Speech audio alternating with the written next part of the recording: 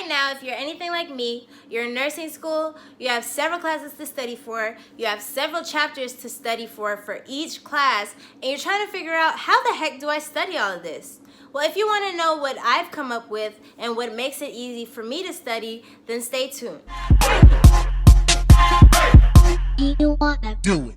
So this is a 3-step system that I've come up with, and it's very generic depending on what classes you're in and what your learning style is. Some people learn better with auditory, some people learn better with hands-on, some people learn better with visual. So this is for any kind of learner, really. The first step is to gain knowledge, and you can do this in several different ways. One of the most primary ways is obviously going to be your lecture, when you're going to class and listening to your professor. So when basing off how to study, you have to know your professor. Like, you have to know if your professor knows what they're talking about or teaches based on what they know that they're going to put on the test, or you want to know if your professor is just like a death by PowerPoint type of person who just reads straight off the slides and kind of expects you to know anything and will throw any and everything on the test. Some ways to figure out what kind of professor that your professor is to talk to the people in the cohort ahead of you. So talk to people who have already taken this class, who already know this professor, and they'll be the ones who give you the most accurate tips. They'll be like, okay, study solely based off the PowerPoints because her questions come straight from the PowerPoints. Or, you know what I mean, like they'll be the ones who tell you how to study or like what to expect as far as testing. Another way that you can use for bigger schools is Rate My Professor. It's this website where students are able to review their professors, and it details things like how they grade, or, you know, things that you would want to know about the professor if you're about to take that class. Another tip is to pay attention to the objectives of your unit or your module. And some places to find the objectives is in the beginning of your chapter, on your course shell, online. Another place that you can actually find objectives is the beginning of your PowerPoint slides. The objectives will tell you what you're expected to know as far as that chapter. For example, if it's a chapter about cardiac, it's going to be like, students will, or by the end of the chapter, you will know how blood flows through the heart, or something like that. You can kind of use that as a guide as you study and be like, okay, well, I'm obviously going to need to figure out how blood moves through the heart. As you're gaining this knowledge, make sure that you're taking notes. If you're getting it from the lecture, you definitely want to take notes, and you definitely want to try to record the lecture so that you're able to go back if you don't remember certain things that the professor said and replay whatever was said so that you're able to add that notes when you're reviewing in the future. If you are able to download the PowerPoints and take notes on them, you should definitely, that should definitely be like your #1 way to take notes, because for me it's very easy to just like type or highlight as the professor goes through certain things. And then especially if you're doing your textbook, you want to take notes and focus on what you don't know. And that brings us to step 2. So step 2 is kind of like reviewing your notes from either that lecture, that PowerPoint, or your reading of the textbook, and then focusing on what you don't know. So let me go back to the cardiac example. In my med-surg book, the beginning of the chapter will be basic A&P, and then it'll get into all the diseases and then the treatments. I have already taken A&P, and I've already taken a few other classes that I've had to use my A&P knowledge. So I'm not going to focus a lot of time on reviewing and studying the A&P portion of that when I know that already. So my tip for you is to focus on what you know that you don't know. Just focus your efforts and focus your energy on the things that you need to memorize or understand the concepts for. And also, as you move through the information, there's going to be things that you don't understand necessarily. During the time that you're reviewing your notes, you want to look up the extra information that you need. So a lot of times, if I don't understand a concept, I'll go onto YouTube or Khan Academy or something like that, and I'll look at a video or do something to help me understand the concept better. And as you're reviewing your notes, as you're gaining this extra knowledge from outside sources, you want to be adding these new notes and these clarifying points to your primary notes. So the notes that you took during the lecture or your initial readings or whatever, you want to be adding on to that. And then you want to get into step 3. So step 3 is to create your own study guide. If you have a professor who creates a study guide for you, you are very, very lucky. But a lot of people don't have that. What I mean by a study guide is a compact list of things that you know will be on your test.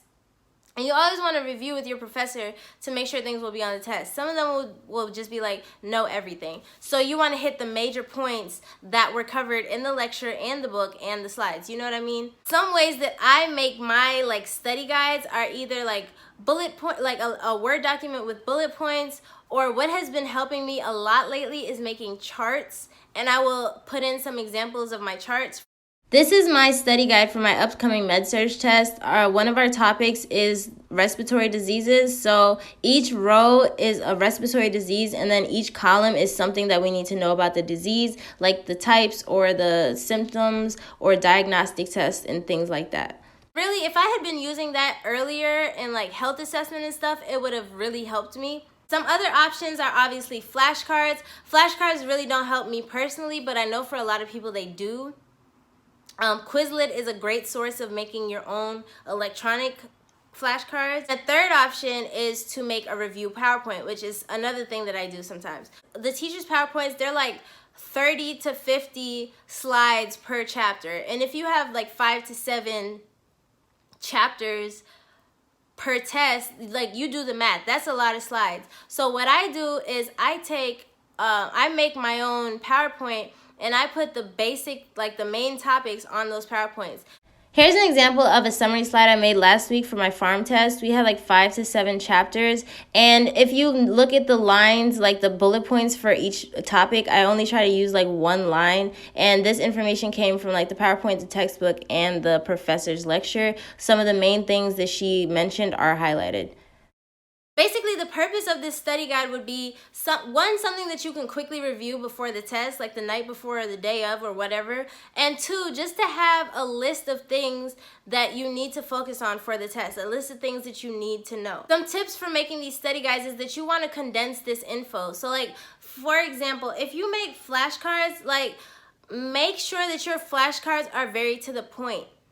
If you're making a flashcard about a topic like the pathophysiology of a myocardial infarction, a heart attack, you don't want the backside of your flashcard to have some long-winded explanation. You just want to say there's a blockage in the heart, blood can't flow through. You know what I mean? Like, you just want something that is straight to the point. And then to tie everything together, the last thing that you want to do, or you can even do this as you're studying, is practice questions. And I really cannot emphasize enough how important practice questions are.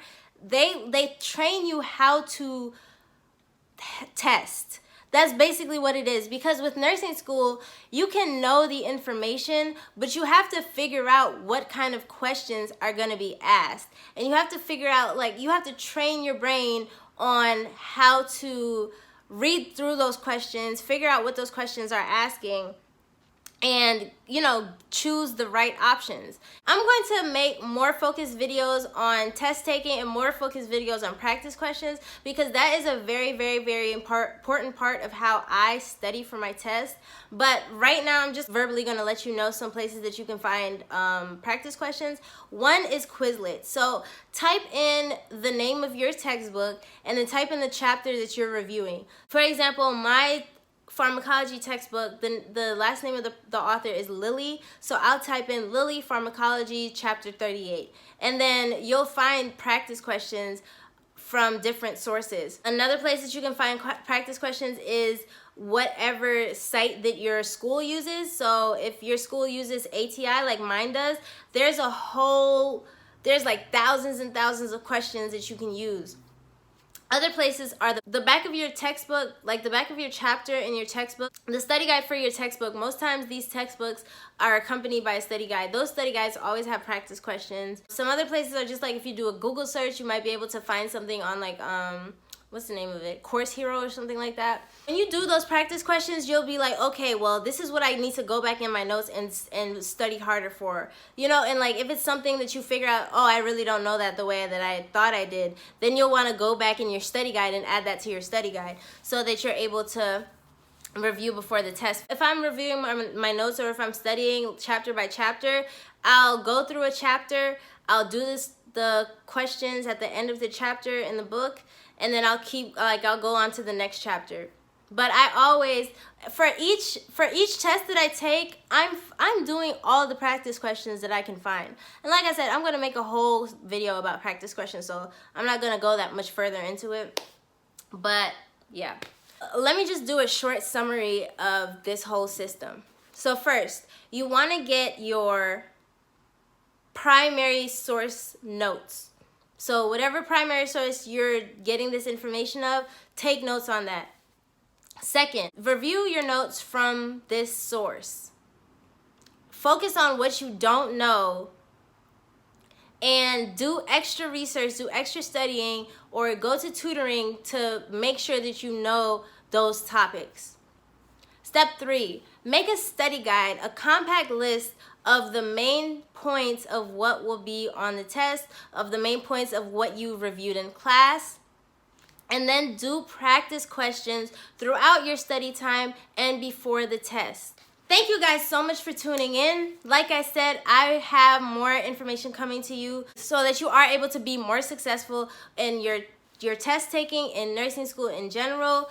Guys, I'm telling you, I'm gonna give you the keys, okay? I'm not a person that was used to studying, but when I started nursing school, it hit me like a truck. Like, I did not do well my first few semesters at all. Like my GPA got really low, and that's why I came up with all these ways to make studying easier for me. This has helped tremendously. Like, now I never get lower than like a B+ on my test, and I've been getting A's using this system. If you need more information on this stuff, just comment down below, email me, ask me questions. I'm here to help, and I just want you guys to be successful. See you guys in the next video.